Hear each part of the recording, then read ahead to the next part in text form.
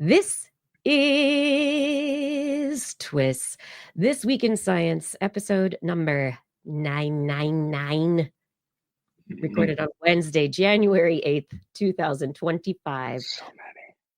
TWIS 2024 Top Science Stories Review. I'm Dr. Kiki, and today we will fill your heads with lots of old news. But first, thanks to our amazing Patreon sponsors for their generous support of TWIS. You can become a part of the Patreon community at patreon.com/thisweekinscience. Disclaimer. As one year ends, another begins. It's the way it's always been. A fresh new year of scientific discovery awaits us, building off knowledge gained and progress made in the previous year. And while there may be plenty of reasons to put the past year behind us, before we do, we will look back on the year that was, highlight a few of the scientific achievements, sometimes whole categories of advancement that change the way we understand the world around us. So let's reminisce about things we did not miss while listening to another episode of This Week in Science, coming up next. I've got the kind of mind that can't get enough. I want to learn everything. I want to fill it all up with new discoveries that happen every day of the week. There's only one place to go to find the knowledge I seek. I want to know what's happening. What's happening? What's happening this week in science? What's happening? What's happening? What's happening this week in science? Good science to you, Kiki and Blair. Good science to you too, crew. Justin, Blair, and everyone out there in this wonderful and extremely happy new year. It's 2025. Those of us here are still alive, and we're going to dive into memories all alone with the science and you. We are going to be doing our annual review of last year.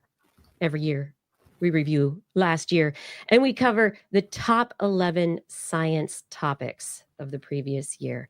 According to us, we picked them. Well, actually, according to us, it's the stories that we talked about the most, the kinds of topics we talked about the most.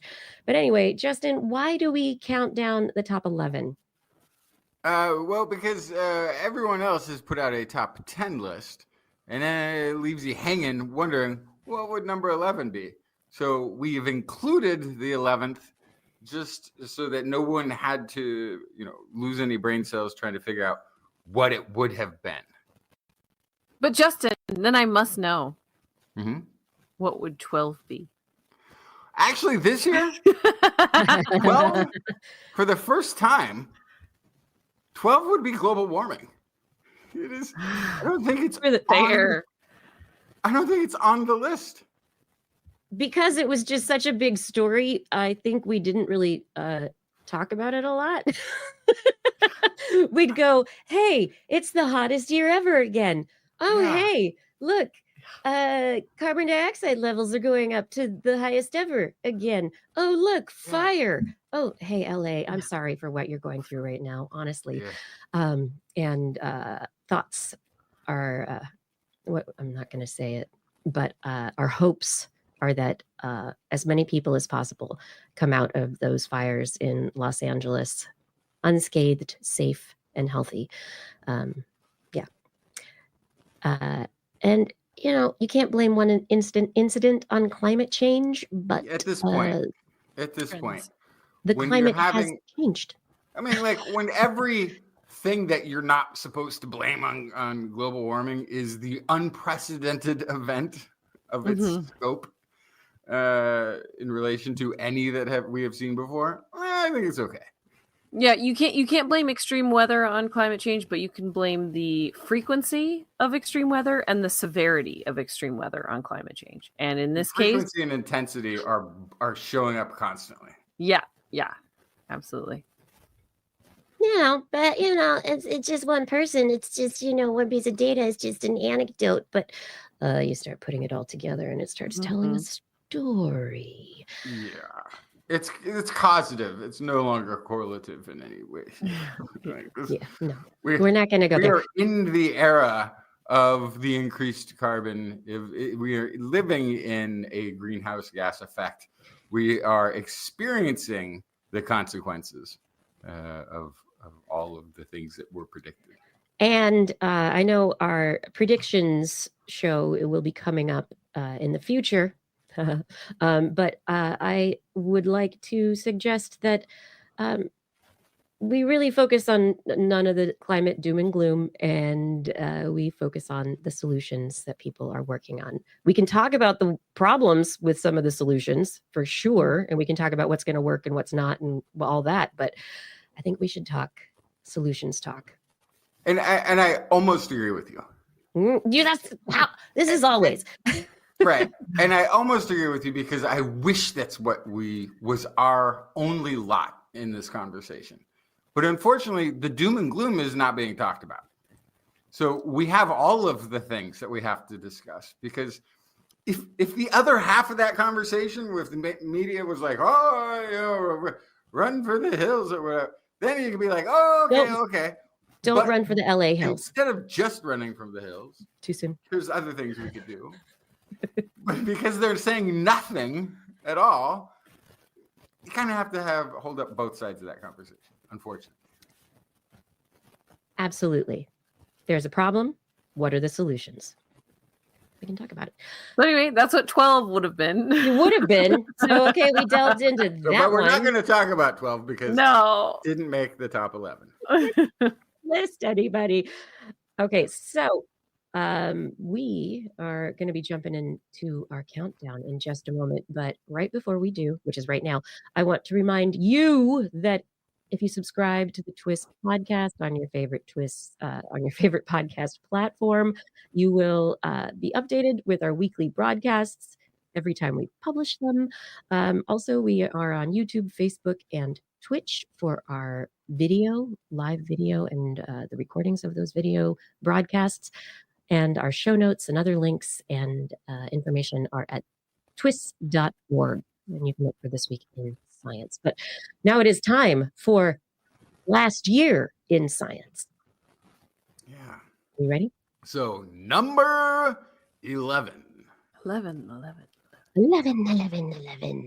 So I was actually surprised to see this one on here. This is DART. Direct double asteroid redirection test. Yes. Okay. DART. Billiards in space. So this is a 2022 event that where we successfully from this planet that is spinning and orbiting a sun, we launched a thing at a moving target and touched down on it and blew the thing up and then took off again. And I didn't have it framed this way. One of the studies that are in here is that this was part of an Earth defense test. Like we were doing this partly to see if we could redirect it, and if in the future we needed to do it. I didn't really catch it at the time. I thought we were just doing it because we wanted to see what it was made of and see what would happen if we hit it.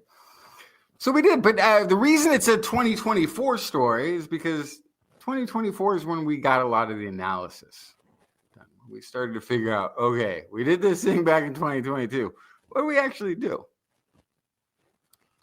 And it turns out we made an impact. We might have changed the trajectory of the larger mass. And in the course of doing so, we created a moon around the asteroid. Chipped something off that's now orbiting it. Cute. Gave it a pet. And we gave it a huge debris plume. And so early in the year, it was like, oh, look, it was a great collision. And there's these lots of debris, and okay, it's great. And then they did more calculations, and there's little, not so little bits of the debris field that have escaped the gravitational field of Dimorphos. And this has always been the thing that has come up in the conversation about if we could blow up an asteroid that looked like it was heading towards Earth, is the chance that we would just make lots of asteroids. It's like the old video game. You blow up one, and it turns into a bunch of smaller ones. But so that was the intention of this, right? It was not to blow it up, but to nudge it. To redirect. So this was a little bit of an unintended consequence, was making the debris plume. A huge debris plume. And what the later, I think the latest calculations towards the middle of the year, August or so, April, somewhere in August, people calculated that the trajectory of maybe some larger bits of that debris plume might impact Mars and could even possibly impact Earth. Yeah, so apparently Dimorphos is now a kilter. But it was a success. Oh, yeah. But it's now like doing like tumbly things, meaning their predictive ability of what it's going to do has been impacted because its movement are going to be a bit more chaotic. Oh no. So instead of just like moving at a trajectory, it's now like got this little wobble to it, which means that's why it's like might. Like they wouldn't, like if it was just flying through, they'd be like, we know what it's gonna do. Panic or don't panic. We can tell you which one. Because it's all like cattywonk, they're not really sure. Cattywampus. Yeah. We don't know what's going to happen, but I mean, as far as, hey, let's send a little craft to see if we can impact that in terms of, it was the Conversation had an article written by some researchers who said the collision was of a mass of 580 kilograms hitting an asteroid of roughly 5 billion kilograms, the equivalent of an ant hitting 2 buses. Yeah, but in space. In the vacuum of space, yeah. Which might actually do something. So there's, I think it's the Hera mission. Hera works. HERA, I don't know what it stands for. Hera. Mm-hmm. European Space Agency back in just October launched to go get the best look yet of it. So we'll learn more. Imagine if we doomed ourselves by nudging an asteroid to just test a concept, and it went that far wrong. Yeah. Nope. I feel like I'm just going to go with the PR spin that we had a successful asteroid redirection test, and we can iterate in the future. Sure. Mm-hmm.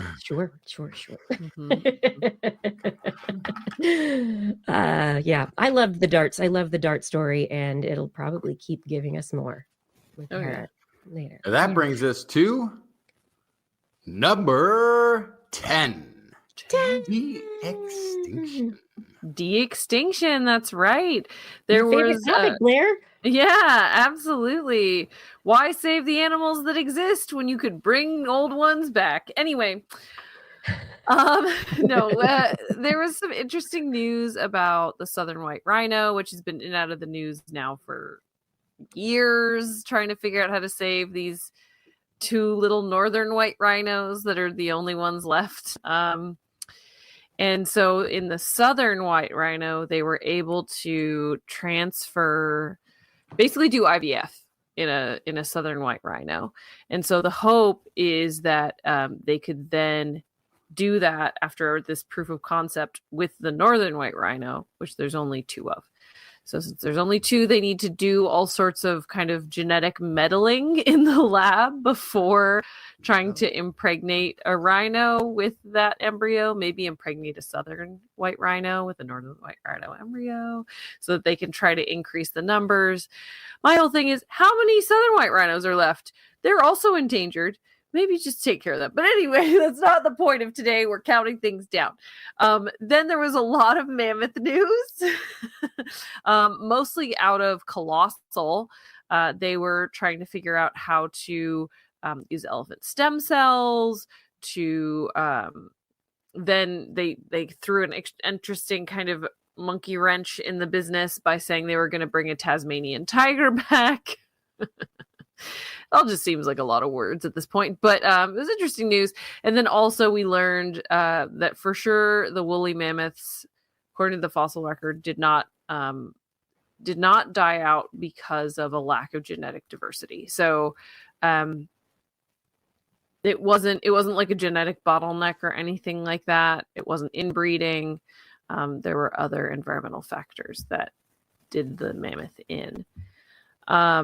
But yeah, do you guys have anything to add on kind of de-extinction? That kind of covers the wide swath of stuff that we went over this year. Yeah, I think from my opinion on all of this is that the science is sound. They're doing some really great science, and the reason I like this set of kind of de-extinction stuff is that it starts with the white rhino story, which is really trying to protect a species that is on the verge of extinction. But the stuff that is learned there about genetic modification, about being able, all of these experiments in using elephant DNA, splicing it with whatever is left of the woolly mammoth DNA, and then, how do you, and then having I guess the most closely related elephant possible,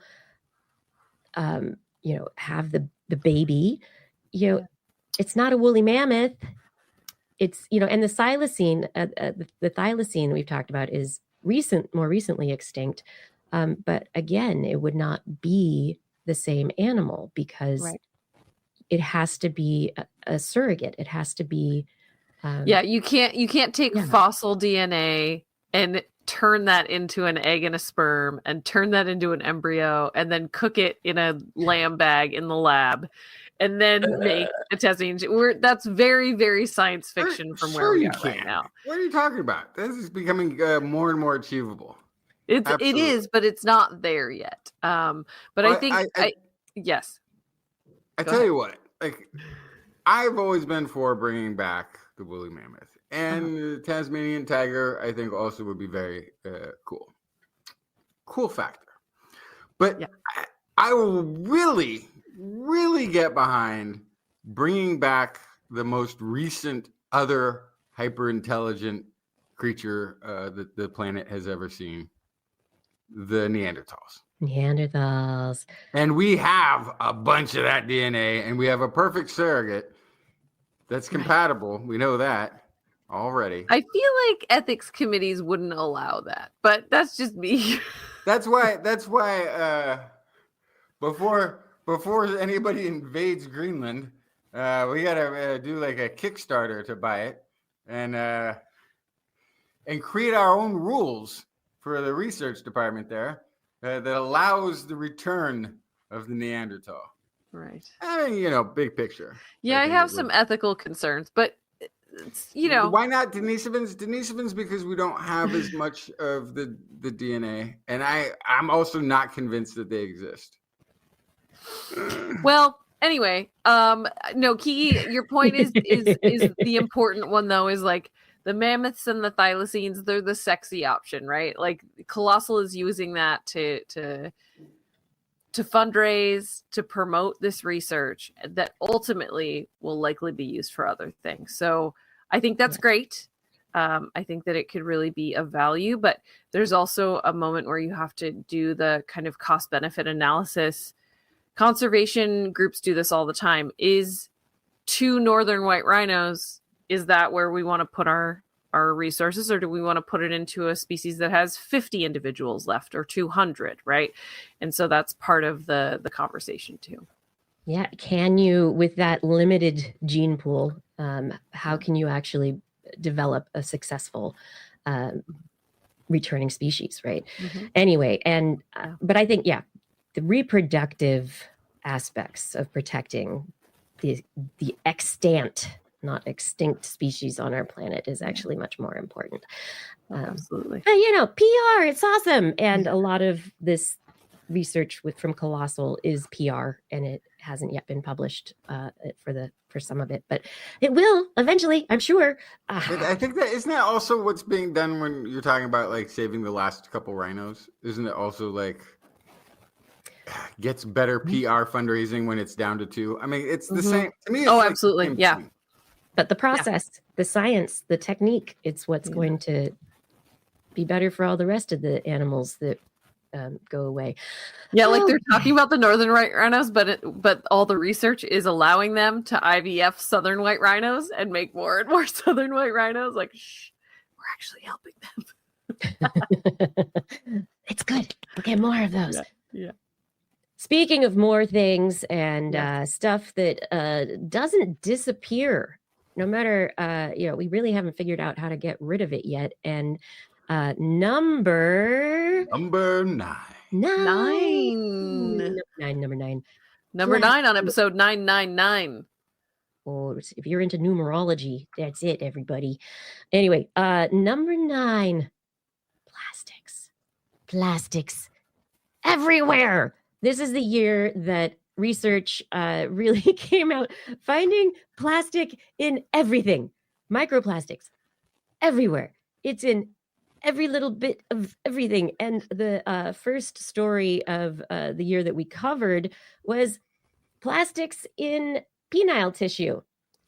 So, of course, now there is more research and money headed into discovering, the ways to get rid of the plastics in the human male body. I mean, penile tissue. I mean, no, I'm making a complete joke right now based on the fact that a lot of research money goes to research on men's issues as opposed to women's. But anyway, plastic penis problems. And there may be issues with the plastic causing erectile dysfunction, but that is still to truly be determined. Beyond that, we moved on to plastics in placentas. And that is actually an issue because if plastic is in placentas, then that is leading to the blood supply between the mother and the child. That plastics are probably getting into the fetus and during gestation as a result of plastics in the placenta.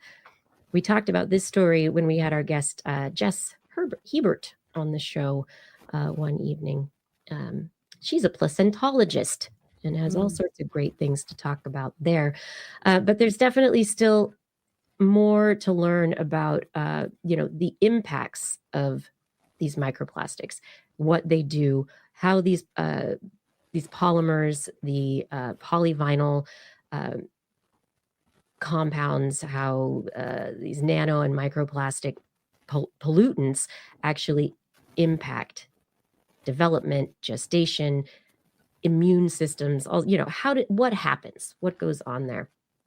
I can jump way ahead. It was actually the last story that I covered in December had to do with microplastics that were found basically throughout the body. This was a metadata study where they looked at all the studies, most of which were probably in 2024, and they found placenta, uterus, semen, testes, bone marrow, thrombi, veins, arteries, skin,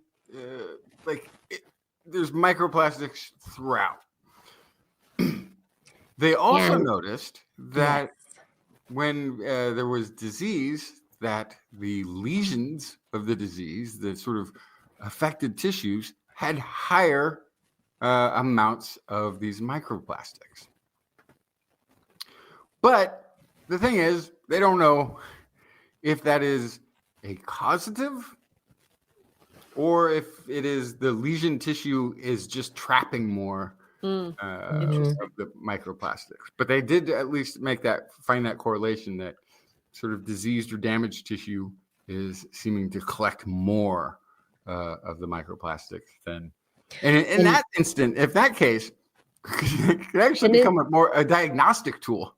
And in this the last study with the nanoplastics and forever chemicals, they did also look at the impact on proteins critical to human development: beta-lactoglobulin, alpha-lactalbumin, and myoglobin. And they showed that there were changes to those proteins. And so these proteins are found in human breast milk and infant formulas. And so it could cause developmental issues downstream, but they don't really know. So there's, the alpha helices get basically dissolved and converted into beta sheets. So they don't act the same way anymore. And so binding efficiency is less, and probably developmental defects would occur because of nutritional defects. That's what I would guess. But yay! Plastics, they're in you and me and you and you and you and you and you. And they're in everything. They're in the air. There are studies that there's plastic in the air. There's plastic in the water. There's plastic in the dirt. And so the water is very everywhere. likely how it's getting in. And so here's the other aspect of that. We're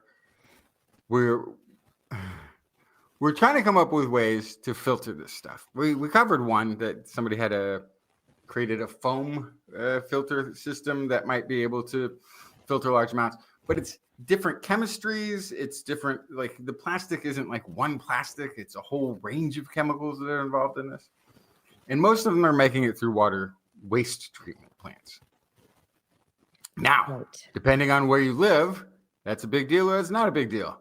For instance, the wastewater from someplace along the coast, say San Francisco or Los Angeles, likely their wastewater, once it's treated, it goes out into the ocean.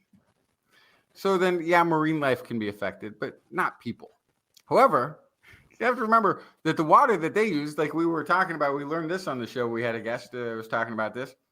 The water that the coastal region is using came from upriver. And upriver, there was a plant there that collected water, cleaned it up, and another one that after people used the water, they mixed it back into the river.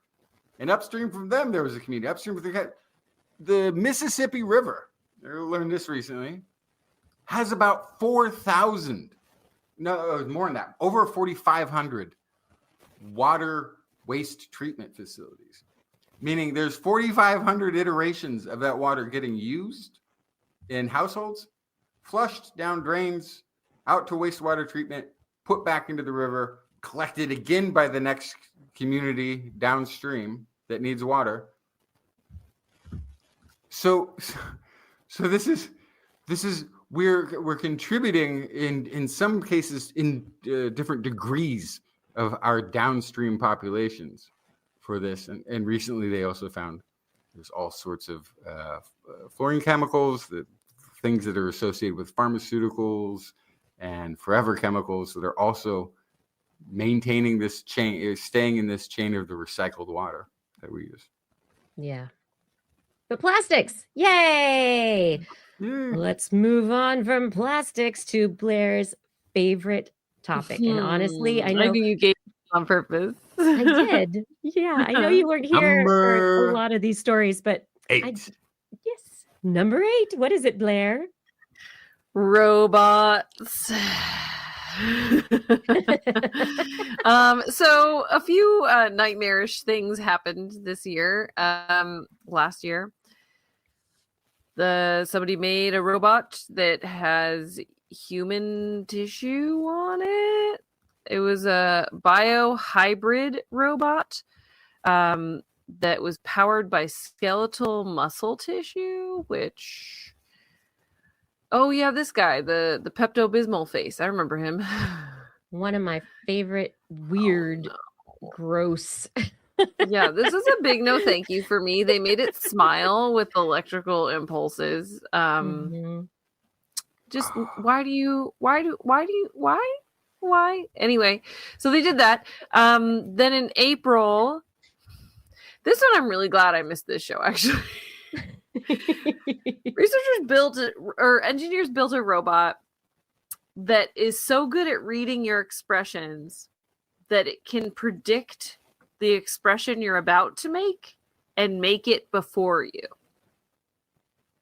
Ooh. So yeah, so just you're about to smile, then this thing smiles right in your face, and you smile, and then suddenly you're terrified.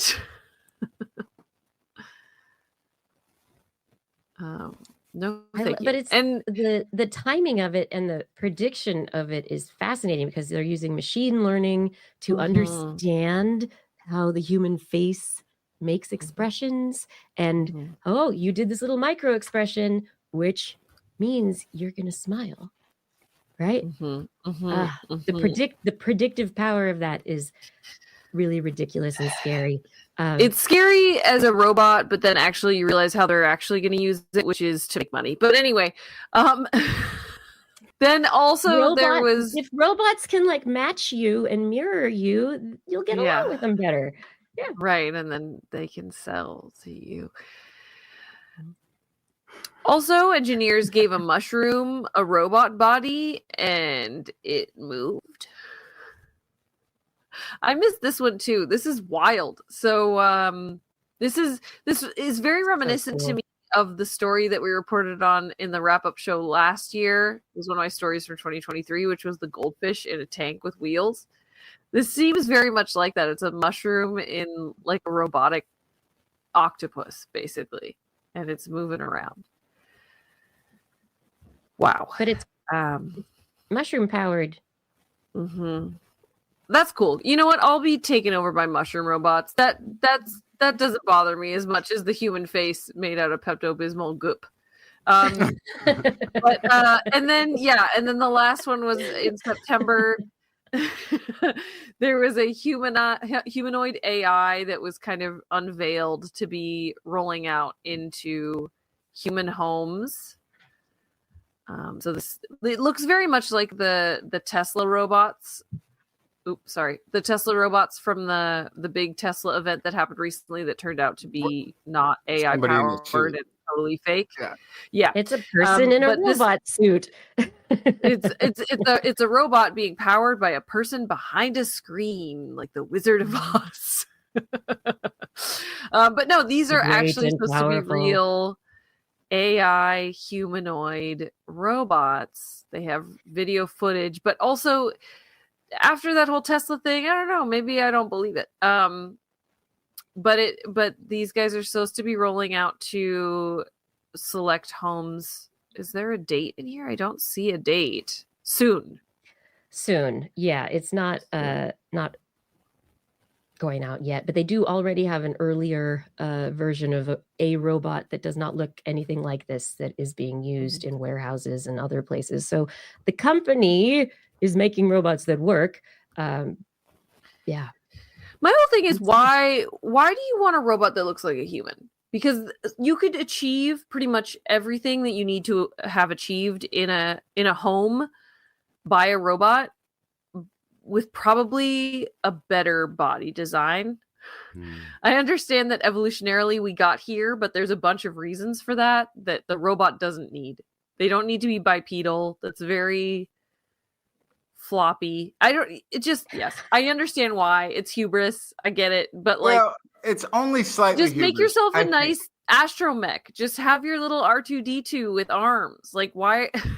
I think the reason is to replace a human in a human environment, like a house that might have stairs, that might have, that have things arranged in a certain way that humans are meant to interact with their fingers and they're walking into things. That to replace a human properly in a human environment, you need something that has all the human capabilities physically. And so these and are to designed.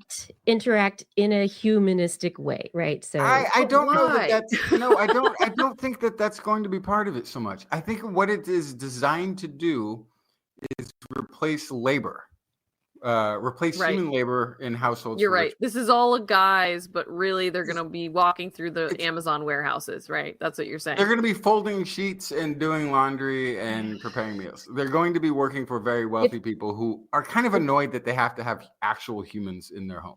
right. And if that's the case, and these And yeah, robots will warehouse. fold laundry so that I can do more reading and writing and art, like that's great.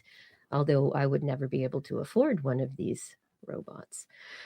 But I mean, it's like in the 1950s when they had, here's the home of tomorrow. They'd have the folder robot Yeah. that was in the laundry room, and then they'd have the automatic chicken cooking machine that was in the kitchen, right? So it's, I think there's a certain piece here that's just I want a servant. I don't know. It's weird. It's very weird to me. So they But it has already to look have like a They human. already have servants. They already have humans doing these jobs. for Yes, these rich you're people. right. The point is they want to get rid of the human part, but they don't want to turn their home into an Amazon factory with conveyor belts running everywhere, right? Right. Like they want the automation, Better, but that's just me. but they want the automation aspect, but they don't want the human aspect, but they need a human capable thing to replace. Mm-hmm. Yeah, that's all it is. Okay. Well, anyway, robots. Yeah. Robots. And for then people war. who need people but don't like people. Right. Justin, you're right. That's the other one. All right. Anyway. And in the other part of getting rid of people, oh, you think COVID's over? No, it's still simmering. It's around. It's got weaker strains that are out circulating, doing its thing. We've got a nice little flu, a little normal. Are we already flu doing thing going on? number Oh, 7? yeah, what number are we going on to? 7. 7. Yeah, so we've got those things, but this year we also got bird flu. Boo. And it was story after story after story related to the discovery of initially finding the initial let me see, where was it? When was it? I didn't put the date down there. The bird flu was in June. The first confirmed case of infection for humans was in June, but we started finding it in cattle earlier than that. A study in Nature that, let's see, when was that when it came out? I'll figure that date out in a second. But it was discovered that cattle were getting sick, and they were like, oh, why are cows getting sick? It looks kind of flu-like. Maybe we should check it out. And it turns out that, yes, indeed, pathogenic avian influenza H5N1 was being transmitted somehow, maybe in the pasture, maybe through open-walled feeding structures for the cattle, where there's grain that the birds would like to come and eat. And the birds brought this pathogenic virus to the cattle, and the cattle were like, yay, we'll spread it to some people. Yay, mutations. This is a very it mutates a bit, and they're keeping their eyes on the mutations that are happening here, because over the course of the year we have discovered that not only has it spilled over into cattle, we also have discovered that the spillover from cattle, it doesn't just act as a respiratory virus. It goes through the blood into the tissues and can be spread via the lactations of the cattle. So milk from cattle can carry this H5N1 virus, and humans have become infected by non-pasteurized infected milk during this last year. Additionally, there is respiratory droplet spread as normal. They've seen it in mice, in ferrets, in humans as well. And in humans who are already ill, they've got pre-existing conditions. The circulating strain of H5N1 that's kind of been around for a while, the average mortality rate is around 50%. The question, though, is that if it were to mutate at one of the sites that would allow it to gain entry into humans in a way that it would allow further spread through respiratory or other means from human to human, would that maintain the mortality rate, the pathogenicity, or would it decrease? And sometimes it decreases because there's trade-offs, but not all the time. So bird flu viruses, they found, might infect mammary glands more often than thought. So it's a question as to whether or not human lactations will be a problem if it does spread to people who are pregnant or breastfeeding. And cats, oh my goodness, 20-year review of avian flu in cats suggests that cats are very susceptible to H5N1, and they die. It kills them very easily. And cats can be a potential vector between humans and themselves. That and they can also be a reservoir because And a reservoir. cats can get the human version. Yes, you can pass it back and forth. Yeah. And if they have both together, there can be some. It's just another reason not to have cats and to, Or like everyone say it with me. we can Keep solve the your problem. cat inside. Yeah. If I never have to see anybody's cats, I'm happy with that solution. Outside. Don't let them go outside. And have people wash their hands before they pet your cats. And the good news. So 2 pieces of good news. And one of the issues that we discussed on the show related to bird flu this last year was the fact that we went through the whole COVID pandemic. We tracked things, we traced things, we figured out ways to stop the virus from spreading, and these cattle farms were just very quiet about what was going on, and it was hidden for a very long time. And so one of the stories, we have to thank a veterinarian named Dr. Barb Peterson, who started hearing about birds dying on Texas cattle farms and barn cats. And she's from Amarillo, Texas, and also correlated that to sick cows. And she did monitoring and sent samples to a friend at a veterinary diagnostic lab in Iowa State University. And they were able to identify H5N1, a type A virus with particular mutations that allowed it to infect cows. And so, speaking of circulating, the virus did circulate. It was able to mutate because of the relative silence about the sickness in the cows, in the birds, and other things until, because monitoring was not regularly occurring on these cattle farms in a way that was sufficient to catch it faster. And the question now is, will we be... Part of that is because sick cows, I think, cannot be transported across states. No. And so it was a big economic incentive to underreport or to not allow monitoring of cattle. Yeah.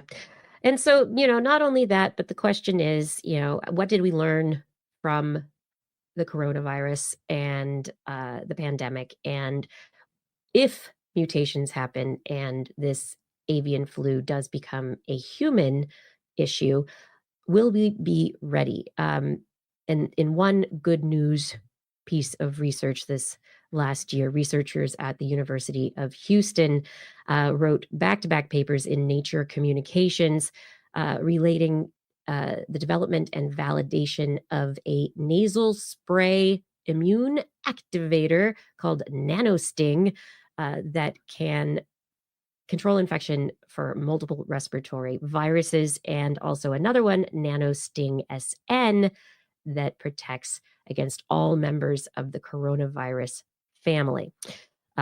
So the research now, and the question is, with respiratory viruses, it's great because the nasal spray acts immediately in the immune cells in the nose, in the respiratory system, and that's awesome. But if the virus that is from cows to humans, which has gotten into tissues other than the respiratory system, if that is an issue, then maybe we might also need vaccinations by shot as opposed in addition to nasal sprays, or maybe we'll see multiple ways of vaccinating. But there are vaccines on the horizon, everybody. We've got flu vaccines, we've got antivirals. If we do it right, it'll be just great. And that's I'm going to just come into 2025 with optimism about the flu. Never to let good news go unpunished. The United States did 3 days ago have its first death by H5N1. That's right. I wasn't going to talk about that because it's this year, not last year. Well, yeah, you're right. And so we'll talk about everything's fine up till 2024, the end of 2024, and we'll fill you in on the rest later. And that later means we're moving on down the countdown to What's the next one? Number 6. Number 6. Oh my goodness. This is going to be ridiculous. Okay. So number 6 is astrophysics, and everything happened.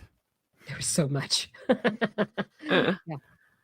So, I mean, TWIS has like we have one a month here through the year listed, sometimes more than one, but you could have done multiple a week for the amount of, TWIS has been up and running and making observations for a while. And it sometimes takes a little bit for the surveys to then put that information, or the analysis to put that information together into a paper. And they all seem to hit in 2024. We are, my goodness, I don't even know where to start on this. I think some of the biggest ones are going to be the deep look, the way back in time looks, where James Webb was seeing into the early universe, observing some of our earliest galaxies, and really places that we didn't expect. So there was the Jades. The Jades, GSZ14-0, according to this. These were 290 million years after the Big Bang, based on the way that we're measuring things still.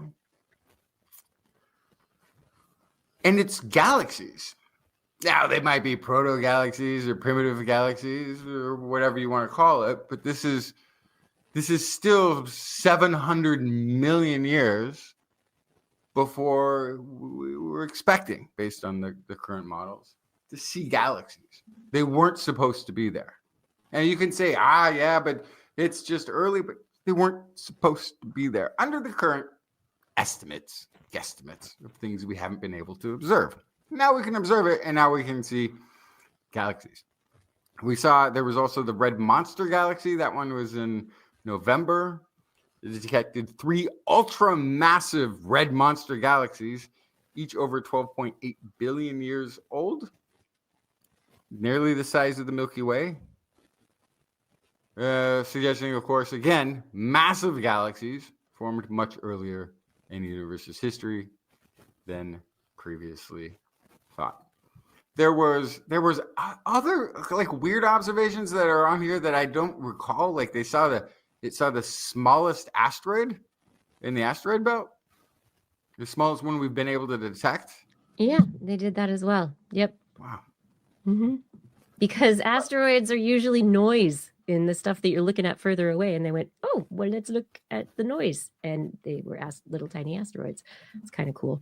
And then there's the fun stuff with the whole Hubble constant and the expansion of the universe, where on the same day it seemed like there was 2 papers out. One saying, TWIS confirms the cold dark matter theory. It's a confirmation. And then another paper, also by preeminent Nobel Prize winning people, was that, TWIS has just confirmed something's completely amiss with cold dark matter. And it has said that the Hubble constant is even further apart than we thought it was. And they dropped it like on this, basically on the same day. So what's going on? We don't know. There's a couple of theories. There's a very old theory. I think it's part of Mond that was like, some of this fits very well with what Mond would find with the early galaxies and the way the galaxy formed by an expansion of gravity and then a quick collapse that does rapid star formation. This fits an old theory, although Mond doesn't work for most of the rest of the observable universe. It's got a hit, so let's give it to it. And what was it? Ethan Siegel came and he said, yeah, Mond is kind of that, it'll fit whatever you want it to. It's like, it doesn't fit anything with all the details, but if you can massage it, it fits what you want it to. So I don't know. But that's obviously true for the standard, cold dark lambda theory that is showing that it doesn't make sense over and over again. Well, one of the things that it's showing, and there's also DESI. DESI is, I forgot what it stands for. It's like the dark energy something. Gosh, what does DESI stand for? Survey. No, dark energy spectroscopic instrument. That's what it is. Thank you. You're welcome. So this one coming back also found, hey, the universe is expanding, but it's not doing it in a controlled way like dark energy under cold dark matter, lambda cold dark matter. It's having a different rate early on than it is having later. The expansion rate itself seems to be different. This is actually challenging whether dark energy is a thing. It's not a thing we've observed, even though there's always a number attached to it. Like it's an observable thing. It's not. It's this vacuum energy that has been hypothesized. It was in a weird way. It was created by Einstein to fix the fact that his model said the universe should be expanding or contracting. So we kind of put a steady number in there to have a static universe. The expansion of the universe kind of messed that up. So they kind of changed some things that it can now actually be doing the expansion. But now, according to DESI, that would be a controlled rate. According to DESI, it doesn't look like it's controlled. Now there's theories out there. There's time dilation is what we're seeing in the different expansion rates of the universe at different epochs. So this is a fascinating subject because it's just more exciting when we don't know, I think. And when we think we know and then find something that doesn't fit that data with something as verifiably sound as the DESI or JWIST observations, the first real solid observations we've had of some of these early universe artifacts. Really, now we have a new frontier of discovery that needs to figure out why is it we're getting disparate readings, different measurements, different analysis results from different researchers. It's very exciting. I really love the idea that our universe is not homogeneous and that there's heterogeneous forces at play based on, I don't know, the amount of mass or gravity or, whatever. There's all sorts of weird things. There's one, it was a very minor study. I don't even know that we covered it, but it had to do with depending on the difference of plane that a galaxy was on from ours when we observed it, its redshift would be different, would be affected in some. But it's there's all these weird clues, even when they have done some of the redshifting of galaxies that are in a cluster. Some of them come up with very different redshifts depending on that galaxy within the same cluster. And so there's a lack of uniformity that we expected. We fully expected physics the same everywhere, or that what we're using to measure physics. I think the physics is the same everywhere. I don't think it changed. No, I think the physics is the But same. I think that there are, But I think there are things yeah. that we are using as measuring sticks that are not as accurate as we might have thought they were. Our work is only as accurate as our assumptions. So If space is accelerating, isn't also time? No. It's space time. It's space time. It's supposed to be the same thing. All I know Can't is separate them that now. time goes faster the older you get. Anyway, Time is a construct, people. And so is space. See, this is the problem. And everything we know is inferred. We've got them entangled now. And then guess what? And then that's what the string theorists. That's not even part of this. The string theorists are saying now, oh yeah, the fabric of space is just entangled things. Listen, It's we're all just in a quantum marble entanglement. on a cat's collar. It is what it is. It's all just an episode, the first episode of Men in Black. Just watch that, and then you got the whole thing. Episode. With The series. first What do you movie? call it? Yeah. Movie. Yeah, installment. Film. Anyway. Number 5? Yeah, well, number 5 is going to be arriving in just one moment because it's time for me to take a little break for us. So I just have to say, 11 through 6. Woo, woo, woo, woo. We're counting it down. 5 through 1 is coming up on This Week in Science in just a moment. At this time, I would like to remind y'all that if you are not subscribed to This Week in Science, please hit that subscribe button if you're watching right now. If you are subscribed, you're watching, share what you are watching or listening to. Share it with somebody else. We would love to get your friends in on all the science fun. That would be really great. And once we get everybody in and sharing, and also make sure those notifications are turned on. Once that's going, you can go over to TWIS.org, our website, and click on the Patreon link, which is the place where it's our fundraising community, crowdfunding community. You can become part of our Patreon sponsors, and at $10 a month or more, we will thank you by name at the end of the show. And I can't wait to read your name at the end of the show. So come on, get in there. Additionally, our Zazzle store is linked at the TWIS.org website, and you can find fun items related to TWIS, art by Blair, really cool towels and bath mats and shower curtains and mouse pads and hats and shirts and so much fun. Anyway, this show is for you and because of you, and we can't do it without you. So bringing you up to date with our down-to-earth views on science discoveries, or, last year's science discoveries. It's only possible because of you. Thank you for your support.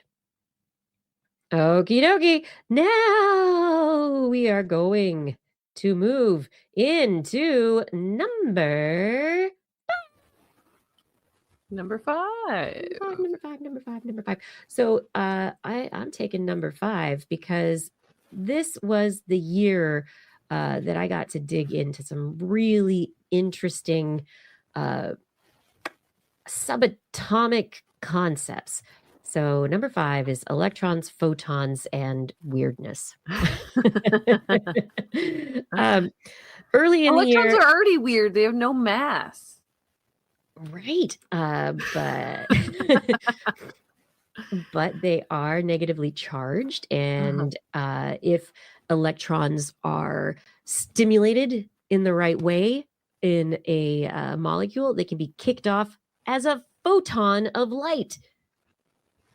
They spit out photons, and everything is waves, everyone. I just want you to know that this was the year that I really, really came to understand Feynman's statements that, it's great. You can think of it as a particle. That's like split moment in time. That is just this little tiny moment. It's all waves. It's energy. And it's all waves and interactions and probability fields, everybody. And before Feynman, there was another gentleman. I don't know his name, but he weighed in because they were having this big argument about, wave of particles, is this probability? Is this just a statistical thing that we're doing when we're looking at the quantum universe? Is it real? And he basically, his input. Gosh, I'm completely blanking on his name, but he's just own it. Just understand, just accept that that's the way that the universe is, and proceed from there. And people did. People were like, all right, buy in. This is the universe. Let's go. And actually, it was sort of freeing, I think, for a lot of quantum physics to take it on as reality. And with results that followed, that confirmed and can continue to show that there is this wave and probability aspect of reality that is not at all intuitive, but nonetheless is there. Absolutely. And so these waves and these particles, the first story off in the year had to do with synthetic chemistry. Back in March, we had a story related to using light to induce an internal rotation of molecules. So it can extend the toolkit of synthetic chemistry to be able to allow them to perform different functions, photochemical switching functions. This could be used in molecular computing, sensing technologies, bioactive molecules like drugs. It's a system that these light-activated molecular groups, they say they're bulky groups around central bonds, could be developed into photoactivated bioactive systems. And so the idea that interactions with light and that the energy that is transferred, that the vibration, the energy can induce a physical change in the molecule, enough that could change the chemistry of the molecules that we're creating. So if we're creating molecules for particular functions, then maybe we can further adjust them to make sure that they are doing exactly what we want them to do. Anyway, so moving on from there, going into more weirdness, we had transistors. We know we've got Moore's law. Transistors are limited by the size of electrons, and there is an ultimate limit to how transistors can function.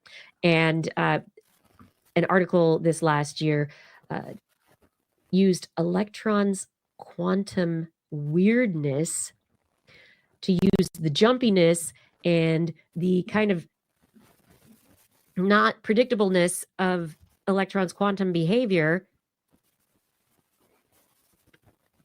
to show that they could get better voltage gating through transistors nearing that physical limit, the sub-threshold swing.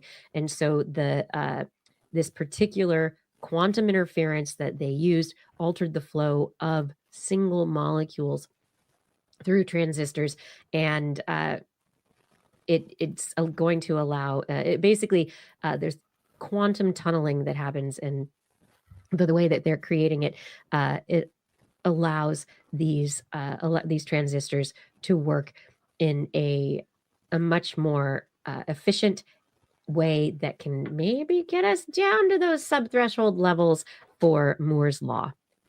So making smaller, better transistors, which was super exciting. That's what I thought was really good.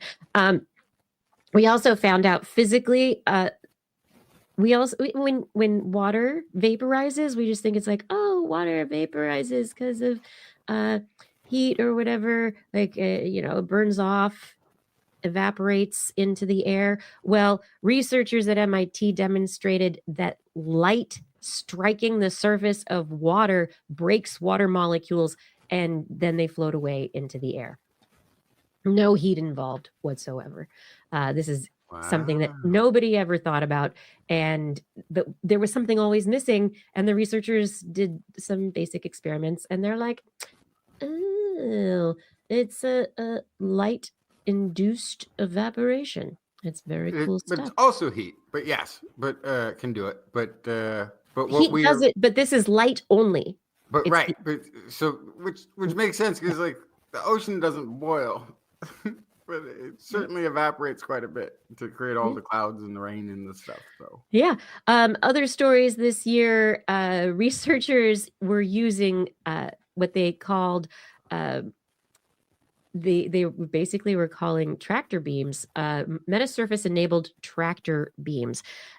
These are rays of light that use they generated using a silicon metasurface. These solenoid beams used to have really bulky light modulators, and these researchers miniaturized the whole system, and they're using beams of light to push little particles away from the light source. So this isn't a tractor beam for big things. It's a tractor beam for maybe little cells. So maybe that could be used in research, in petri dishes, or in other ways. But particle manipulation via light is happening.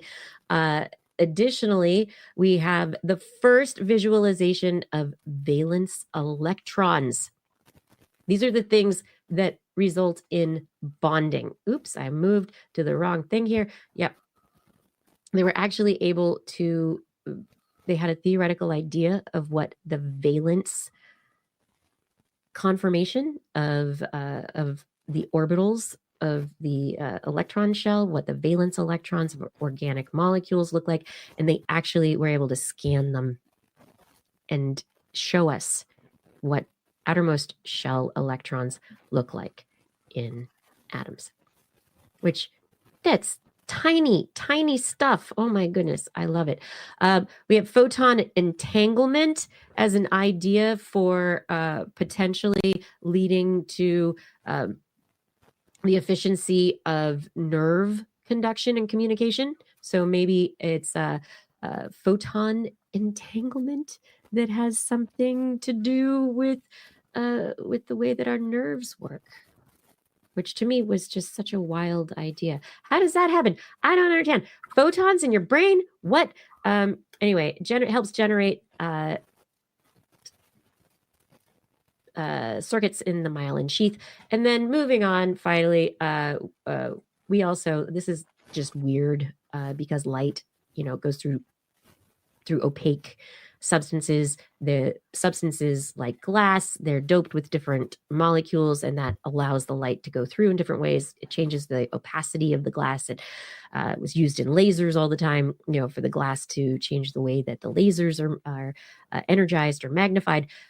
Well, in this last year, researchers decided to use yellow dye number 5 to make skin tissue transparent. They were able to make skin tissue and the muscle of chickens transparent. Yellow dye, FD&C number 5. And I tried this at home, and we did, it wasn't, an entirely, by the protocol experiment, but we did have some limited results, which was kind of cool. And the biggest thing. What was that, Mountain Dew on chicken skin, or what did you do? No, it's not that. I ordered FD&C Yellow 5. Nice. You can get it on the internet. I still have a large jar of it. So if anybody wants to come over and make Mountain Dew. Make Mountain Dew or marinate chicken and then see if you can see through it. It's an open invitation. Nice. No, it does not shrink the skin tissue. And the idea of this FD&C number 5 is that potentially it could be used as a window into some of the tissues inside the body under the skin that are hard to see otherwise, which is kind of cool. Yay! And then the last thing for weirdness, quantum computing has been big for a few years. It gets better, bigger, smaller, bigger, bigger, smaller, smaller. It's probably a lot of sensationalism. Google designs its tests to basically make itself look good. But Google did announce its Willow chip. It's the first in the new generation of chips in about 5 years. And this chip is special because it has reduced the quantum error rate. So quantum computing and the chips are problematic for because they have lots of they throw lots of errors all the time. And the way they designed this chip, it reduces the error rate, and it's one of the most accurate quantum computing chips available. So anyway, it's weird. Who knows if they'll get smaller? Maybe quantum computing chips will get bigger. I guess everybody's quantum computing, because the president, CEO of NVIDIA, said that quantum computing that's really, really useful isn't going to be around for about 5 or 10 years. And so everyone went, and the stock dropped today. So I don't know. Everything. Cure for cancer, 5-10 years. Quantum computing, 5-10 years. Well, Let's move on. Like, But I'm wondering too, though, like, I especially with AI and all of the machine learning that seems to have accelerated the way standard computing works. If the quantum computing is going to be another step up from that, or if it's like, well, it can kind of do what the old computers could do adjacent now to what machine learning is doing. You know what I mean? Like, it will. So machine learning may allow for more efficient and faster development of the quantum computing processes and hardware. But at this point, the reality is that because of the quantum aspect, so that, instead of just 0 or 1, you've got 0, 1, or both. And you've got it spread across this entire chip, and each one of them is going, so it's a probability generator that is going to crack cryptographic technology encryption much more quickly, and be really good at problem solving. Like, it'll probably tell us all of the prime numbers that we haven't discovered yet. Maybe it'll tell us all of the digits of pi finally. But its application to everyday stuff is, we're not going to have them in our kitchen. Quantum computers are not coming to your kitchen anytime soon. These are going to be large like problem-solving computers. So it'll potentially, along with standard computers, modern computers running with machine learning algorithms that are parallel and doing all sorts of basically probability, like, hallucinations. right? Yeah, Determinations. No, exactly what I was thinking. Is like, the hallucinations are going to be great in the quantum world. It's like, are you sure about that answer? Yeah, that's right. Yeah, sometimes. but the speed and the knowledge right. and the ability for but that machine learning will have, it will add to the ability of the quantum computers and the processes, the software that runs on the quantum computers, to do things like give us really much more accurate atmospheric models to help us, really know if it's going to rain at 2:00, or maybe it will help us with, as Patrick P. is saying in here, maybe fission reactors. Maybe it'll help us determine better ways to fuse or fizz atoms. There are problems that are difficult to solve and take lots and lots of computing power with classical computers, and that's where the quantum computers are going to come in, because of the multiplicity of the probabilities all at the same time. And anyway, it's weird. Electrons, photons, quantum weirdness, computers, it's all waves, man. It's all energy. and everything we know is inference. That's all I know. What's next? What's number 4? Number 4. That's people in space. Yes. So this really started developing in the summer. In June, Boeing launched Starliner. Yay! I'm sure nothing went wrong with that. And then something went wrong with that. So the long and short of Starliner's kind of drama has been very interesting. We currently still have 2 astronauts on the ISS, hoping to come home next month. Fingers and toes crossed. They've been there for so long. This is so ridiculous. So long. How long was the original flight supposed to be? Like 2 weeks or something? 3-hour tour. No, it's it's Gilligan's like Island. It was a week. It was a week. That's right.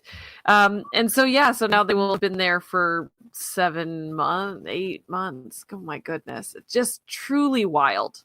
And Starliner returned home unmanned, unwomaned, unpersoned. But it certainly was not worth the risk to get them home. And so in the end, we'll see. Seems like maybe SpaceX might bring them home. We'll see. And it had issues on the way back too. It had it still was having issues on that return flight, even though the vessel made it. I feel like this is a bad relationship, but you're like living together and you have a loan. Like I will say, this is like, and you're like this is simultaneously like the most dramatic thing I've seen play out in a long time, and also the least dramatic thing I've seen play out in a long time. Like, the fact that they're stuck out there is very dramatic, and it's upsetting and it's scary. But then they're on the space station with other astronauts. And they're going to be fine, and they're going to come home at some point. Like, so that's the funny thing about this, is it's like, it's high intensity, low intensity. It's high drama, it's low drama. I can't wait until the movie comes out about this, and then they have to manufacture extra drama to like. So I don't think they'll have to manufacture any extra drama. I think all the drama's on the ground. I think the astronauts are a consequence, and they're going to get home fine, But I think the real thing is, like, NASA has been working with Boeing on this thing for a very long time. They've sunk a lot of budget into it. There's a lot of dollars and Boeing's involved. And NASA's just, they're slowly like not doing press conferences together. NASA's like not talking about the next Starliner stuff so much. I feel like there's a multi billion-dollar separation taking place where NASA has just lost confidence in Boeing's ability to deliver. This year in many ways has been this proof of concept of the privatization of space, and in some ways it very much failed. In other ways it succeeded. There was the first ever private spacewalk towards the end of the year. And that went off fine. Yeah, the Polaris mission was actually really successful. Apparently, they did have some, scary moments, because it was the first time that humans have been so far from Earth since like the Apollo missions. Yeah, and then of course, there's this whole issue with the Starliner being part of Boeing, which has its own issues at all levels of the organization. So that's kind of an extra thing about it. And then also, just for fun, we can throw out there that there are tunnels on the moon, and China. So if we can get off the space station, you can go to the tunnels in the moon. Is China building astronaut hubs in tunnels on the moon? No, I'm not going to start that rumor, but there are tunnels on the moon that could be used to hang out in, I guess, if we needed to wait out the bird flu. I'm not sure. I think anywhere in space that doesn't have an atmosphere or the strong enough electric, whatever, like Mars, you're going to have to live underground.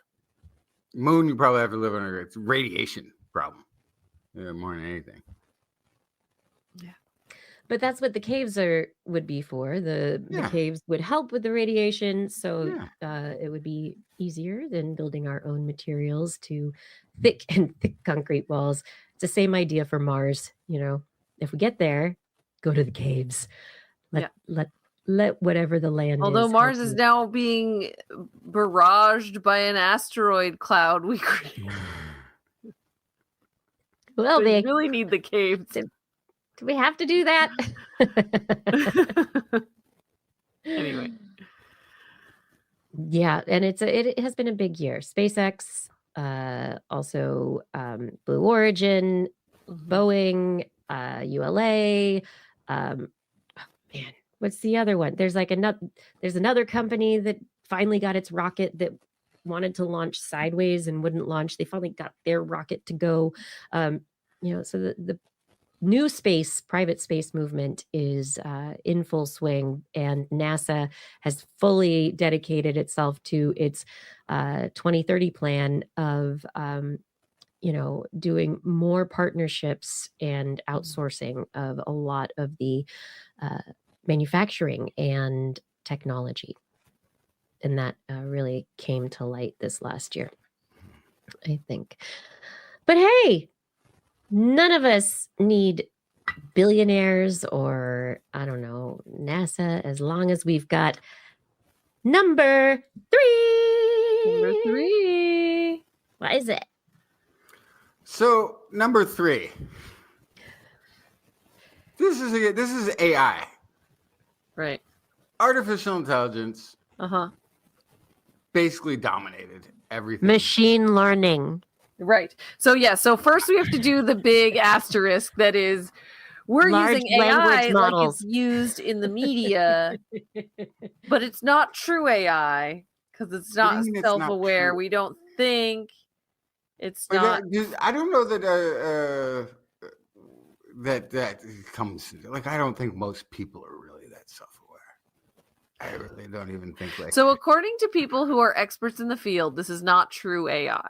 This is machine learning. Well, aside from those, but we are going to use it. We're going to call it AI. Well, yeah. And the news is just in this year that OpenAI has determined what AGI is defined as, and I believe it is making a profit of $100 million in a year. They say they can do it. I'm over it. But anyway, machine learning. Let's talk about it. Yeah. Okay, February. Childlike learning. Did AI learn language and concepts like a child? Is it iterations? Back in February again. Surprise no one. A study finds AI can be used for propaganda. Of course. There's, fake pictures and fake stories and all this going out there. AI is being used to write research papers, getting them published. Yep. AI is. So there's all the dark and terrible things. There's like, there was and it might have been the year before even. Actually, it might have been 2023. When there was like the group that was going to an AI meeting to discuss, whether there was any dangers, and they took the guardrails off of their molecular development AI system, and it created all sorts of nerve gases that weren't yet known to mankind, as well as the ones that were. Oh no. Yeah. But there's also, if you go and look at health research, almost everything in there right now has an AI aspect. There everything from improving how mammogram detects cancer to improving protein folding, understanding like the alpha fold and all of this. You also now have some of this is even more recent. I think it's slipping into the beginning of this year already, but the research was done last year that AI assist is being able to find the structures of RNA, which is something that it's like for all of the things that we've learned from full protein structures, RNA structures have still been largely a guessing game. It's not a thing that we like. Some of them are too when they're large, they're flexible. We don't really know what structures they have. So how do we know how they're interacting to do the mediation and all these insane things that we're learning that RNA is involved in? Well, now we're starting to get looks at this. There's really like almost like too much to talk about. One is ChatGPT does good. This was in September. That it was actually better at debunking conspiracy theories than people who are knowledgeable on the subject. That's pretty fascinating. It's bringing up all sorts of questions about what is awareness, what is learning, what is thinking, what is this communication that we've taken for granted. And there's also there's a long list of jobs that are being impacted by this. You know, one of the things we find AI is really good at is programming. It's coding. That's a huge industry that everybody went into because they were like, oh, the coders. Well, we're going to replace the accountants and anybody who's dealing with paper in their job, and we're going to replace receptionists. We'll have chatbots, these things. And now AI is like, yeah, and guess what? We don't need you either. Thank you for your effort. Bye-bye. And, you know, this kind of reminds me, too, of when we were talking a little bit about the robots replacing people in the homes. The AI replacing people, a lot of mathematics work that's going to be done with these quantum computers is not going to require mathematicians sitting down there and working with it. There'll be a few, but it won't be teams of analysts working on these problems.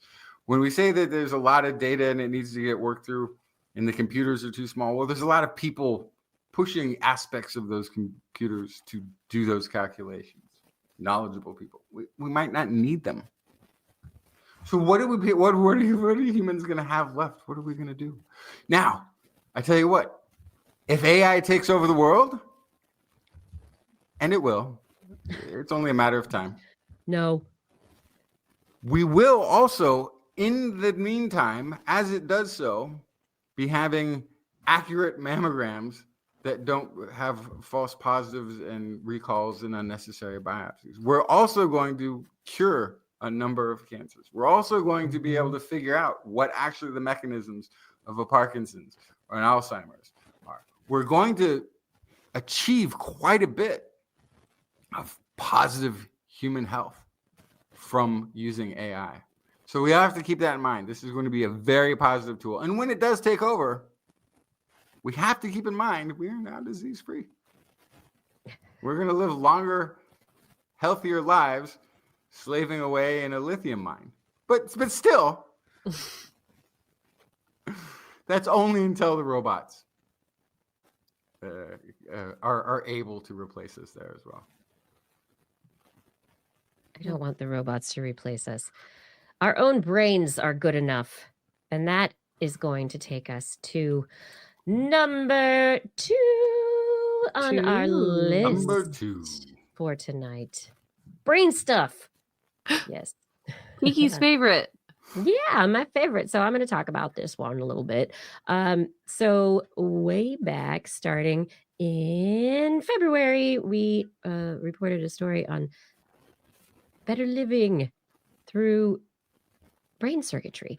And this study, they used deep brain stimulation to disrupt circuitry. So instead of allowing particular circuits that are affected by Parkinson's, by Tourette's syndrome, obsessive compulsive disorder, the deep brain stimulation was targeted to specific areas of the brain that are known to be involved in these disorders and alleviated symptoms.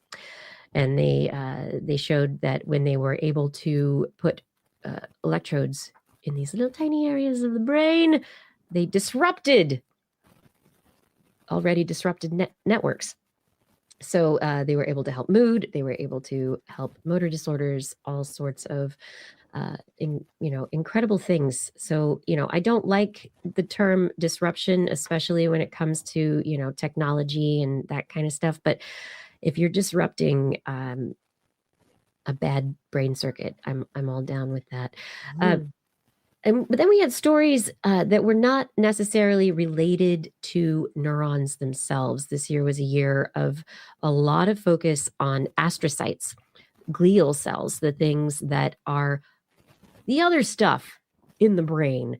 Astrocytes are specifically in a study in the central striatum. They regulate neuropsychiatric disorders, and when they were able to play with a gene expression in the astrocytes, they were able to change the behavior that is similar to things like autism and OCD in mice. And so it basically is putting a point on the fact that neurons aren't the only things in the brain that we should be looking at, and that there is more stuff to be taking into account in terms of how the brain works. From there, oh my gosh, researchers decided to make a brain with mouse and rat cells. So it was mouse rat hybrid time, and it had the mouse hippocampus had rat cells and nuclei of both mouse and rat cells. Wow. Yes, the technique was blastocyst complementation. And in this blastocyst chimera development, they were able to create basically interspecies circuits, and some circuits that had been disabled prior to this chimera creation. They were able to rescue some of those circuits as a result of the interspecies activity. So these neurons, these rats and mouse brain parts work well together. It was a very exciting thing to learn that a mouse can sense the world with rat cells. It's I don't know how the mouse and the rat felt about that. There was another interesting discovery about the brain that came out later. We think of the brain as like this jello-y kind of structure, right? You get concussions because when your head is shaken, the gushy, jello-y brain inside your head splooshes back and forth, and that rips the various circuits apart, and then you have issues. Turns out some researchers discovered that there are what are called chondroitin sulfate clusters, known as CS6, and they are important for structural and functional plasticity of synapses in the brain, and they're kind of like cartilage. They are more highly structured than the nerves themselves. They are more rigid molecular structures. And so it's kind of interesting that the brain might have cartilage in it, or what they call a perisynaptic matrix. And anyway, there's other work that went into how neurons talk to each other, and this could help work into neural network modeling for artificial intelligence, machine learning stuff later on, or completely synthesizing the brain. But how do brains have flexibility in complex worlds without becoming completely chaotic? And they were able to basically figure out these trade-offs that neurons are dealing with all the time. And so there are mixed selectivity neurons that go along also with very specific ones. Glial cells were found to be able to transform into neurons through epigenetic modifications. So glial cells that are already in the brain could possibly be reprogrammed to fix damaged neurons and problems in the brain. And then another group was really interested in trying to get brains to talk to each other. Yeah. Anyway, language models, feedback, brain-to-brain stuff. Yeah, our brains right now we have to use bodies to talk to each other, but what if our brains could just talk to each other? We were also just the University of Basel discovered that the brains of mice store 3 copies of every memory. So there are various age neurons, and they all are, there are multiple copies of our memories throughout the brain. So maybe that has to do with amnesia that is short term, and then your ability to recall things later.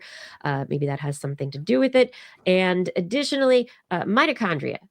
Mitochondria is essential to the health, the immune system, the They're functioning the powerhouse of, of the cell, as we all Yep. know. and it's essential for our brain.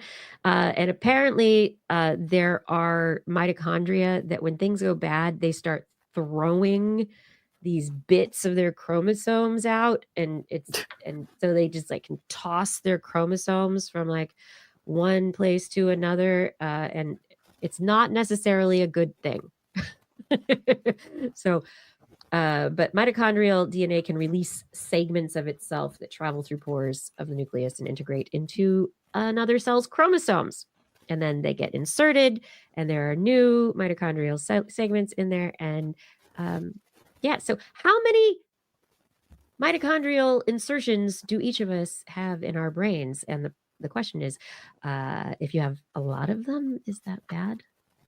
Looks Well, like it I is. mean, are these senescent cells? Are these like, because I know they do that. They start kicking out they stop growing, but the factory machinery, the metabolism within the mitochondria is still operating, and so it starts kicking out stuff that it has to keep spitting stuff out.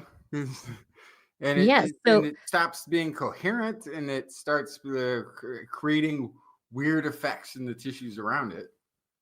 yeah, so there's a question of why this mitochondrial DNA jumps from place to place. It might be because of disease, but what they have found is that if your nuclear DNA has a lot of these nuclear mitochondrial insertions, that those cells are more likely to die earlier. So and the number of insertions increases the older that you get. So there's probably something to do with your immune system, the health of the mitochondria, and how things work generally.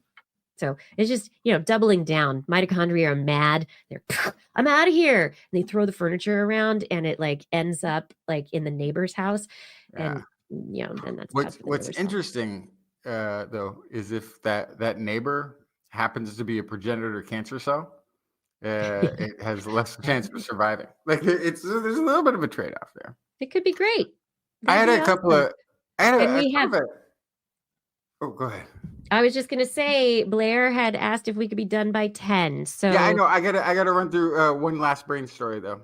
okay. There were 2 different studies that tracked adolescents, really at youth. Like one I think started at age 8, one started at like age 11.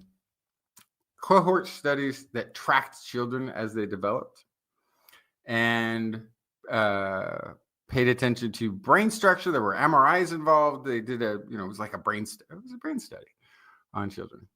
And they also tracked when these children started using substances for the first time.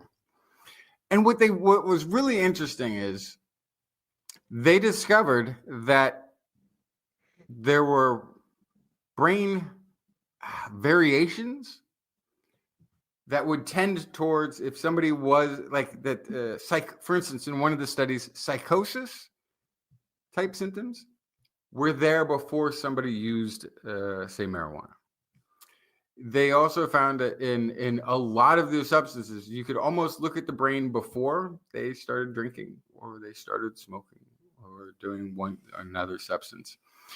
And you could see that they were basically predisposed. So that a lot of the neurological damage and brain structures that we have associated throughout the history of studying drug users It may have already been Has- in process. has And the already drug use been may have there. been therapeutic that- and self-medication. Well, whether or not it was therapeutic, Or it just made it faster. in some cases it was. They were showing, but what it means is that the brain structure is predisposed to certain substance abuse. And You so know who's gonna abuse this information? Medical insurance. I don't want to talk about that right now. but what it's saying that also, like, for one thing, it's saying that drug use doesn't necessarily cause brain damage in the way that it has been reported. And This is your brain. This is your brain on drugs. Right. No, this was your brain was before already you did scrambled, drugs. is what you're saying. Yeah. Basically, or had variations that made you predisposed to one type of a drug or a different one. But then you start to have to look at, like, when we go then and talk about treatment or incarceration and penalties, you're now literally imposing penalties on somebody whose brain was predisposed for this to happen. That becomes a very much less of a moral issue than it does a nature issue. And how you anyway. Are we there? Yeah, and then there was like one final one. I don't remember who reported on it, but there was a discovery that like immune cells are associated with muscle cells in the muscle fibers and the nervous system, and so there are macrophages that excite muscle spindles that help to perpetuate the learning or development of motor responses, so it can speed up the way that your muscles twitch, which is kind of cool. Yay, immune system! But that could also have stuff related to immune disorders that we hadn't ever thought of before. And there was another. There's so many. There's so many. They were training athletes in low light, and because the brain was getting less information, it had to make these connections faster. And so when they came back up to regular light when they were performing, they performed faster than the counterparts. It was like running at elevation. Yeah. A little bit like that, but it was to the it was visually less light, and they were having to throw things and do depth perception and do all these training skills. And then when they came back to the red light, the brain was like smiling before you smiled. Like it was like a little bit faster at everything. All right. And so Blair's been waiting for this one. And actually, I believe this is the first time that this topic has ended up at number 1 on our top 11 list. What is number 1, Blair? Number 1 story of 2024. Animal surprises. That maybe aren't surprises, but maybe animals have been surprising this year. Just so many, of course. Bonobos, not so calm, collected, sweet, loving. No, actually, the males are in some cases more aggressive than male chimps. So we learned that this year. Surprise. Orcas, surprisingly, not surprisingly, attacked more leisure ships out in the ocean. Still not sure why. But didn't we learn that it was being like transmitted, that like there was a single female that might have been teaching offspring and younger orcas? So that was a hypothesis. Yes. I don't know if we proved anything. Yes, but then there's also, is it a fad? Are they responding to some sort of stimuli? Is it because they keep getting struck by these particular size of ships? It could be any number of things. I like the idea that it's like a fad, like when they wear things on their heads. Dead salmon. Yeah. Dead salmon. Yes. Just what's all the cool orca kids are doing it. They're attacking the yachts.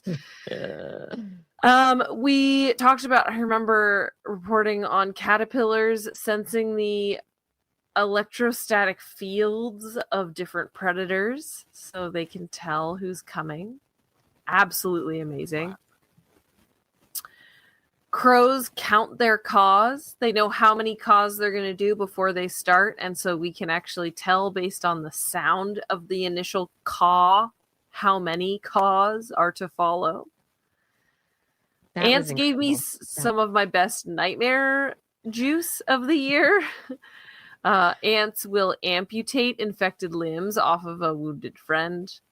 They hitchhike in cars to get to new areas. That one was we like, learned that was wild. They're like, I'm going to go Uh-huh. here. Let's just hitch a ride. Oh my gosh. Absolutely. We learned that chimps are pharmacists. That's, there are lots of natural pharmaceuticals out in nature, natural things in nature, of course. And so it stands to reason that certain animals would learn that and know what to nibble on for specific ailments. And so chimps are the first time we saw this kind of used in the wild. Hippos flew, which actually what really happened is they recorded a hippo in slow motion and saw that all 4 feet came off the ground at once when they were running, which it had been conventional wisdom that this was not possible for over a century. Is it just because they're so big? Just because they're so big and they're kind of lumbering. But remember, these guys can get up to 35 miles an hour.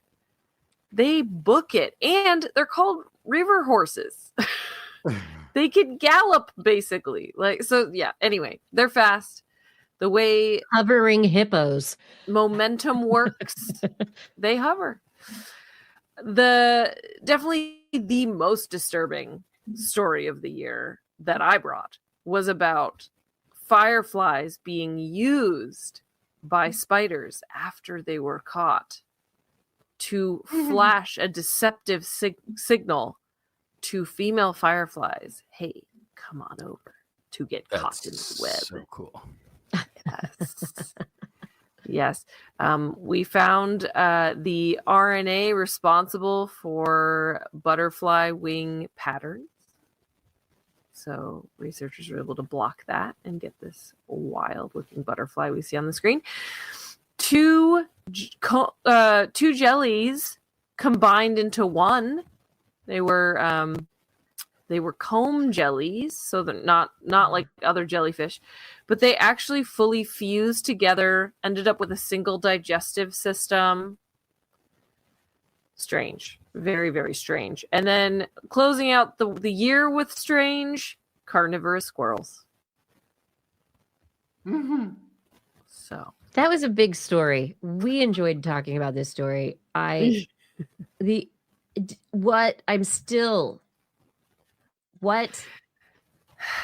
animals gotta need eat. To be worried. No. Animals gotta eat. Animals are gonna eat whatever they want. They don't read the textbook that says squirrels are herbivores. Especially in urban settings. If there's food, they're going to eat it.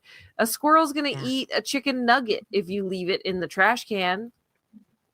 Animals are going to find the cheapest, easiest calories. Look, and I'm in all, this I'm case, all for this. in vole season, they went for it. Can we train them up? Can we get some of that observer knowledge copycatting going on? I think that would solve a lot of problems. What are you thinking, cats? Because I don't think squirrels could get cats. No, I had a cat that used to take out squirrels. Yeah, he would show up a little bit scratched up with a lot of blood on him. But he was tough. He was taking out squirrels. Didn't go after mice at all, though. But no, if the squirrels could take out the mouse problems in urban areas, it seems like that would be a good trade-off. Good thing for them, a good skill for them to pick up to help start earning their keep. Sure. Yeah, but see, if they stop eating plants, then they won't propagate the plants anymore. So that's you have to kind of be careful. What were you gonna say, Kiki? Yeah, the plants need the squirrels because the plants have the nuts, and the nuts need to spread because the squirrels, that's what they do. And there's got to be something else going on. And maybe there's a population boom, and the squirrels are just like, yeah, I'm going to eat these little guys. But the cat thing also, like cats in New York City, we know they do not hunt the rats. People used to be like, cats, they hunt rats. And that's what they do. Rats are big. Cats do not hunt them unless they are very large cats themselves, larger than the rats, because there's a possibility of injury. So most animals are only going to hunt the things that are less likely to injure themselves unless they are team hunting like dolphins and wolves. But, you know, those crazy toads in Australia and squirrels, I guess they like to eat dog food. That's what you get. Cane toads. Cane toads and carnivorous squirrels. Wow. I really love that. This was a great year. It was really, really good stories. You know, we went through, there are a few that you're like, this is, you know, not as happy or exciting, but overall, like there's so many great discoveries and new questions and new directions. And I love that, honestly, as I went through the stories this year and started ranking everything, I was like, this is an animal year. It wasn't climate change. It wasn't TWIS. It wasn't AI. It wasn't quantum computing. It wasn't all the serious stuff. This is the seriosity of the animal world. I know seriosity. Give it to them. Let them take over in 2025. We've tried. We've failed. Let them have it. We've got this. We've got the orcas, the squirrels. You know, yeah. I mean, even probably slime mold. It's on the way. If there are any other stories that we missed out on, you know, I'm sorry. We only had room for 11. 11 topics, which would probably like, I don't know, 60 50, stories or something. Yeah. 50 or 60 stories. I didn't count them. Excuse me. As we get to the end of the show here, I just want to thank everyone for an amazing 2024 and joining us and enjoying the science with us. And if you have any favorite moments from 2024 or even from the last 999 episodes, take a clip, send them to us, share them with us. We have 1 week until our 1000th episode. And so we would like to have a celebration of the fact that we've hit 1000 episodes, which is, you know, as a not everyday podcast, but a weekly podcast. This has been a years long endeavor. And so, I don't know, I'm looking forward to next week. A years long. Years, decades. It's been decades. I mean, at the beginning of the show, I said, oh, it's 2025. It's a quarter of a century. And then I didn't want to talk about it anymore because it's kind of where we're at. Century of TWIS.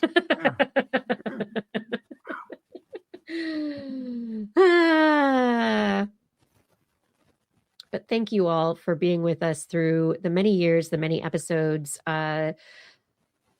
Justin, thank you for joining me when the podcasting thing, the radio show was first going and being like, I want to do a radio show. Let's talk about science. Yeah. And Blair, thanks for being here and enjoying the animal stuff and going from intern to our most favorite animal expert on the show, co-host, conspirator, partner in crime. And this last year, 2024, we did miss you quite a lot, but we understand that you had other responsibilities going on, and it's understood. 999. Oh boy, numerology, huh? Rod Haglund says it's the number of the beast. I knew that was. I knew it. But we are at the end of the show. It's time for Blair to go to bed.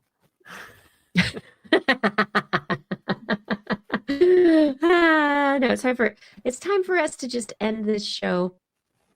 We're not going to do any more discussion of, you know, stories like, you know, mirror life, you know, the synthetic production of opposite chirality in molecules that could take over and, you know, destroy life on Earth as we know it. You know, no, we're not going there.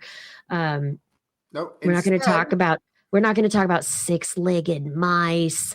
Why would they do that? Oh my gosh. But we might talk about it next week, 8 p.m. Pacific time, broadcasting live from our Twitch and YouTube and Facebook channels.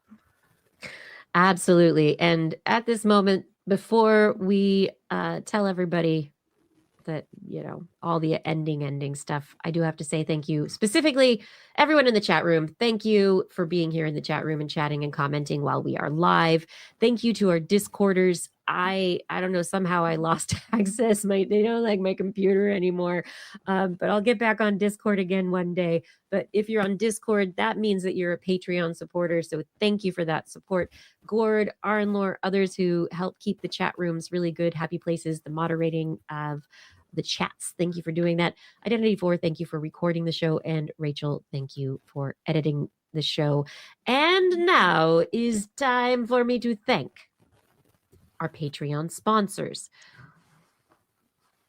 Thank you to Dana Lewis, Eden Mundell, Alan. Oh, good. It's on the screen. That's really nice. Alan Viola, Aaron Anathema, Arthur Kepler, Craig Potts, Mary Gertz, Teresa Smith, Richard Badge, Bob Cold, Kent Northcote, George Corris, Pierre Velazarb, John Ratnaswamy, Chris Wozniak, Vegard, Chef's Dad, Donathan Styles, a.k.a. Don Stylo, Ali Coffin, Shoe, Bruce, Sarah Forfar, Don Mundis, PIG, Stephen Albaran, Daryl Myshak, Andrew Swanson, Fredis 104, Skyluke, Paul Ronovich, Kevin Reardon, Noodles, Jack, Brian Carrington, David Youngblood, Sean Clarence Lamb, John McKee, Greg Riley, Mark Hessenflow, Steve Leisman, a.k.a. Zima, Ken Hayes, Howard Tan, Christopher Rappin, Richard Brendan Minish, Johnny Gridley, Remy Day, G. Burton, Lattimore, Flying Out, Christopher Dreyer, Greg Briggs, John Atwood, Dave Wilkinson, Rodney Lewis, Paul, Philip Shane, Kurt Larson, Craig Landers, Sue Doster, Jason Olds, David Neighbor, Eric Knapp, Lon Makes, E.O., Adam Mishkan, Kevin Perichan, Aaron Luthen, Bob Caldery, Marjorie, Paul D. Disney, Patrick Pecoraro, and Tony Steele.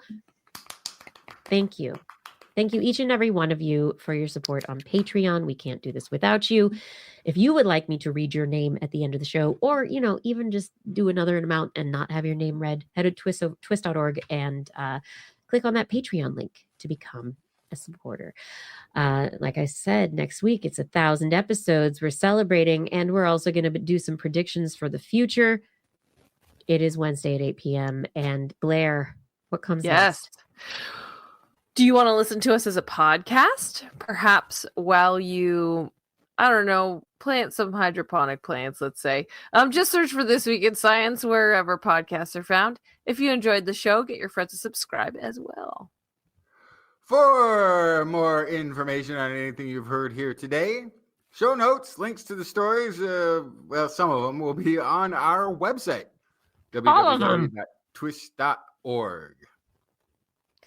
We love your feedback. If there's a topic you would like us to cover or address, or suggestion for an interview, please let us know on one of our social media accounts. You can find us.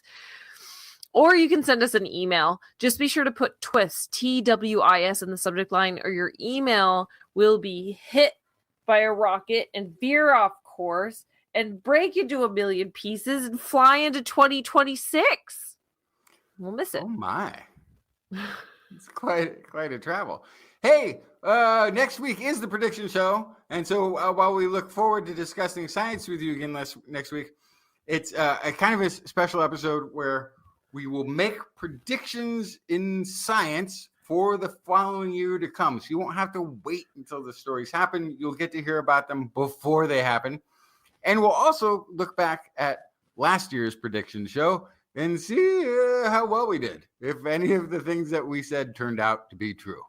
And I'd also like to look back over the last 20 years, maybe, and 1,000 episodes, of, have we done 10 years, or I don't know how many prediction shows? Can we do? How many of our predictions over the years eventually came true? Excellent question.